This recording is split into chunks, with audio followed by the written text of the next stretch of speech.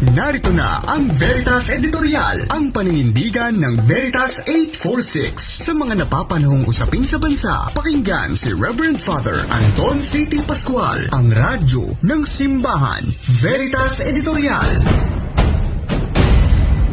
Mga kapanalig, ano ang pwedeng mangyari sa loob ng 24 na oras?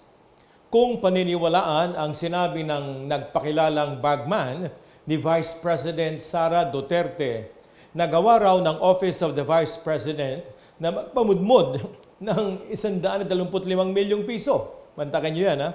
125 milyong piso sa loob lang ng isang araw. Sinabi ito ni Ramil Madriaga sa pagdinig na ginawa ng House Justice Committee tungkol sa mga impeachment complaints laban kay VP Sara. Dinala raw ang pera sa iba't ibang lugar sa isang probinsya, isang comedy bar at maging sa parking lot ng Office of the Ombudsman.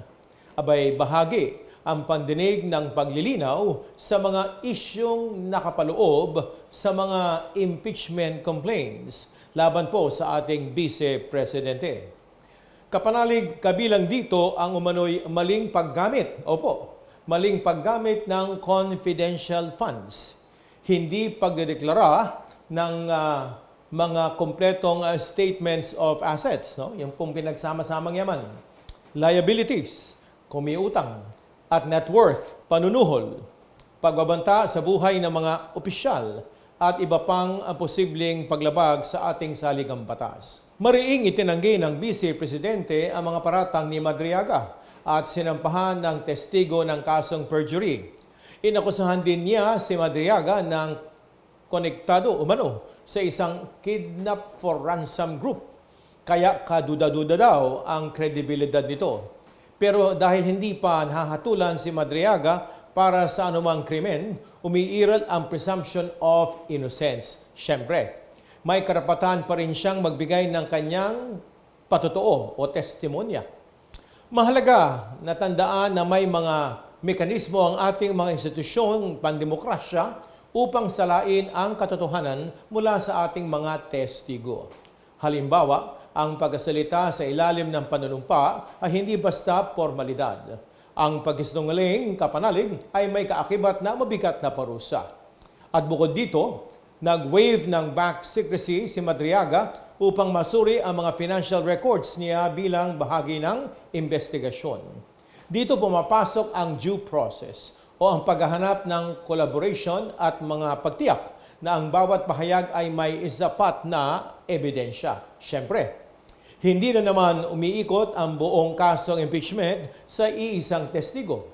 Ayon sa isang kongresista, may isa pang ebidensyang maaaring tumindig kahit wala ang testimonya ni Madriaga. Isa na rito ang ulat ng Commission on Audit o COA na naglabas ng Notice of Disallowance para sa mahigit 73 milyong piso mula sa confidential funds pa rin ng Office of the Vice President noong 2022. Ibig sabihin, kapanalig, nakita po ng COA na ang ilang gastusin ng opisina ng Vice President ay maaaring irregular, unnecessary, excessive, extravagant, unconscionable. Aba, may pagkakataon na si Vice President Sara na ipagtanggol ang kanyang sarili at sagutin ang mga paratang laban sa kanya.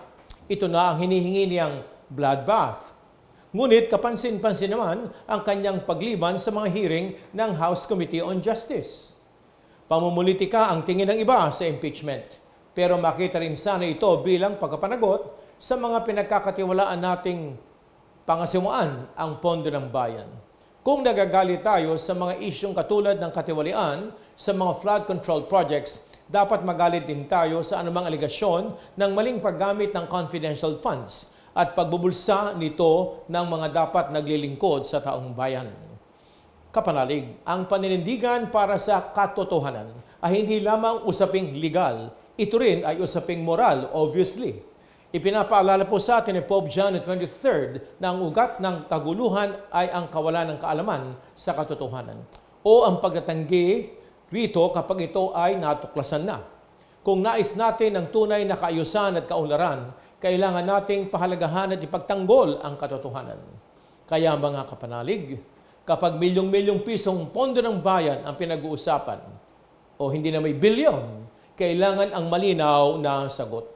Kung may katotohanan ang mga aligasyon ni Madriaga, malaking kasalanan ang paggamit ng pondo ng bayan para sa personal na kapakinabangan. Sinasabi sa Kawikaan 19, ang namumuhay ng tapat ay pinagaharian ng kapayapaan. Ngunit ang mga likong landas ay malalantad balang araw. Kapanalig, hayaan nating umusad ang proseso. Hayaang magsalita ang ebidensya. Magtiwala tayong mananaigang katotohanan at ang hustisya sa ating bansa, lalo-lalo na sa panahong iyon na naghahanap po tayo ng mga modelo, mga servant leaders na magbibigay ng direksyon, tunay na paglilingkod at paghahandog ng kanilang sarili sa kapakanan ng nakakarami. Sumainyo ang katotohanan. Inyong napakinggan ang Veritas Editorial. Ugaliing pakinggan ng Veritas Editorial kasama si Reverend Father Anton C.T. Pascual. Veritas Editorial.